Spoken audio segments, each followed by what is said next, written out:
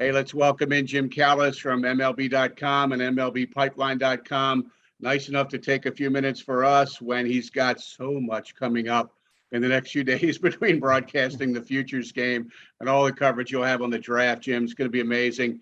Jim, a couple quick things as it relates to the Orioles. First thing I want to ask about is their total pool, $16.9 million, the second most ever. How does that set up Mike Elias to have more resources than any team except one has ever had? Yeah, no, I mean, it gives you a great opportunity to add to a minor league system that already, as we've talked many times, is on the rise and is as good a shape as it's been in a long time. It gives you a lot of ammunition. You know, that first pick, the slot is 8.84. It's 8.8 million and change. And I don't think you're going to spend 8.8 million on the first pick. So even if you take the best player available, you're going to save some money there. That amount's also so high that they essentially get, if they're willing to go up to the 5% overage, which is the line to where you pay a penalty tax, but you don't lose future draft picks. And they've always gone up to that line. I think been willing to in the past. That gives you another 800,000, plus in spending power too. So it's going to give them the opportunity to get really good players. Now I'm going to issue my caveat. We've gone through this last couple of years. Just because you have money doesn't mean the guy you want with your next picks are going to be there. Now, if I remember correctly, I've been doing so many mock drafts, Steve. Orioles pick 33 and they pick 42. Is that correct? I've got that memorized, all these mock drafts. Like, you can sit there and be like, okay, we want to get player X at pick 33 and we want to get player Y at 42. You can't guarantee that specific guys are going to get there. And we know this because 2 years ago when they took Heston Kjerstad, and by the way, it's great that I'm very happy for Heston Kjerstad. He's finally healthy. He's playing great. He's a legitimate top 10 pick. And he wasn't necessarily number 2 player in that draft, but he's a legitimate top 10 pick. They took a big discount with him so they could get Nick Bitsko with their second pick. Well, Nick Bitsko didn't make it to their second pick, and they pivoted and they got, Colby Mayo and Carter Baumler. Last year, took a big discount with Colton Cowser at number 5. I like Colton Cowser. He wasn't the 5th best player in the draft, but they took a big discount. And they were going to get Judd Fabian at pick 41.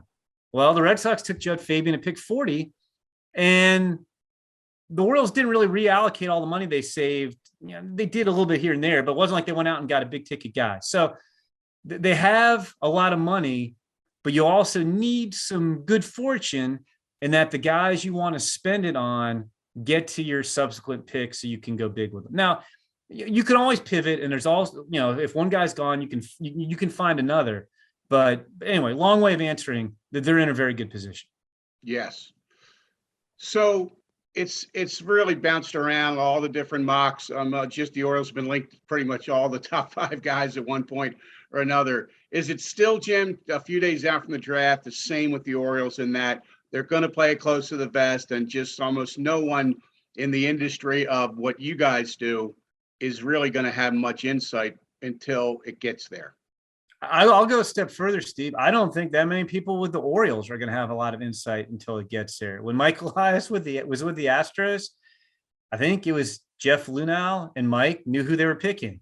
And with the Orioles, it might be Mike and Brad Ciolek, and that might be it. And it's funny, I ran into Mike at the draft combine, and we were speaking, and he admitted, and I think it was funny because I think he came back to Baltimore and he had the same speech with the writers because I saw similar stuff. There's no advantage for him letting anything out. Like the most they've let out is they're looking at 5 or 6 guys. I think it's really kind of 3, and we'll talk about that, I'm sure, in a second. But if you let's say whether it's 3 or 5 guys, you sit there and you let them sweat, and on draft day, earlier at some point before the draft, you start talking about, hey, if we take you, will you take X? Or if you go 1, what is your expectation? It's kind of like buying a car. I don't know who has to make the first offer there. And then they're going to go up to there's no reason for them not to go up to 7:00 Eastern, trying to knock a little bit off the price.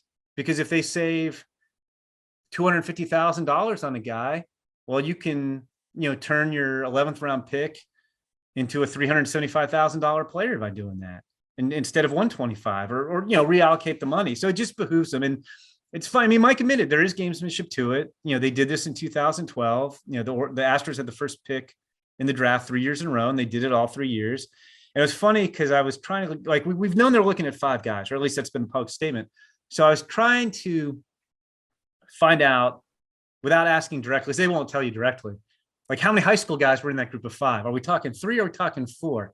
Like basically, is Elijah Green in that group or is it a second college guy?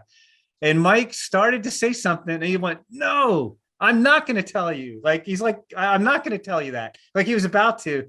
And I was like, I get it, but like, that's just the way it is. So yes, nobody in our industry, Steve, is really going to know probably right up until they make the pick. And like I said, it may only be a couple people in the Orioles organization who know right up before they make the pick. And for you and me, that's disappointing. I'd like to know. I can plot out the rest of my mock accordingly. But I get it. I mean, I can't disagree that it really doesn't benefit the Orioles at all to let that be. The only way I think we would know is if, like, somehow they got such an incredible deal that, you know, somebody was going to sign for half a slot and they're like, well, we can't pass that up. Okay, we're doing that. And then maybe it would leak out a little bit. But like, I think they will engage with multiple players up until shortly before the draft. So Jim, a couple days out, what's your best guess on the name they call Sunday night? I'm torn because, so anyway, we've heard 5 guys. I don't think they're taking Elijah Green, who's got probably the highest ceiling in the draft, but comes with some swing and miss issues. He comes with more risk than the other top high school guys. And I think Brooks Lee's the only college guy. So I'm slicing it down to 4. I don't really think they're taking Brooks Lee at number 1 because I think Brooks Lee's profile, even though he's a college guy and Termarr Johnson is a high school kid, is very similar. They both can really hit. You're talking about the best high school hitter, the best college hitter. They both probably wind up at second base. Brooks Lee's proven more in college. Termarr Johnson is, I think, graded as a slightly better hitter than Brooks Lee. So they're pretty even. And I think Brooks Lee is going to cost more than Termarr Johnson. So if they're the same profile, and I think they're the same guy, and I like Termarr Johnson a little bit better than Brooks Lee anyway, and he's going to cost less, I'm taking Termarr Johnson over Brooks Lee. So I think it's 3 guys. I think it's Drew Jones, son of Andrew Jones, high school outfielder from Georgia, best player in the draft, consensus best player in the draft, but not a Adley Rutschman type situation where everybody's like, oh, this is obviously the guy. But he reminds you of his dad at the same age. It's uncanny. So he's one guy. I mentioned Termarr Johnson, who's probably the best high school hitter to come along in years in terms of pure hitting ability. Yeah, he probably winds up at second base. Yeah, he's listed at 5'10". He might be a little bit shorter than that. But, you know, I think it's, you know, if you're buying into Termarr Johnson, you're thinking he could be like a Robinson Cano type profile. Like, well, that works. Like he'd be the first player whose position was second base, who you project as second baseman to go 1-1, but he can really hit. So he'd be legit. And then the third guy is Jackson Holliday, who's the son of Matt Holliday, who's potential 5-tool shortstop, who can stay at shortstop, and probably not quite as high a ceiling as Drew Jones, but probably higher floor. Like he's, you know, and so he's kind of the compromise. Drew Jones, the best player in the draft. Diamondbacks are probably going to take him at 2, so you're not getting a huge discount with him relative to other guys. Termarr Johnson, if he doesn't go 1, might go 4, might go 8. You might be able to save a couple $1 million on Termarr Johnson. He'd be the big discount. And then Jackson Holliday is kind of in between, where he wouldn't cost you as much as Drew Jones, but Jackson Holliday has a good chance to go 3 if he doesn't go 1. And I think if Drew Jones went 1, Jackson Holliday would go 2. So you could get a discount with him, like a little bit more than Drew Jones, probably not a whole lot. So I know I haven't answered the question after all those words, Steve. I'll go back and forth, probably changes. I have another mock coming out Saturday night, and then we'll do one Sunday afternoon with names only. And I'll probably change my mind before then. My gut, because again, we don't know. Like I have no inside information. Nobody does. I think they go Termarr Johnson. I just think that if you go Termarr Johnson, you might save, say, $1.5 million more than you would by taking Drew Jones. And Termarr Johnson's a really, really good player. So I could see that. But I'll be honest, Steve, after all that, that's just my gut feeling. We on our podcast, our MLB Pipeline podcast the other day, I went, I think I went 33% Drew Jones, 33% Termar Johnson, 30% Jackson Holiday, and 4% Brooks Lee. Like it could very easily be Jackson Holiday. And I could tell you, I could get off this while we're recording this on Zoom, Steve, and I could text 3 guys in baseball who are picking either high in the draft or they're up on all the draft gossip, and ask them who the Orioles are picking.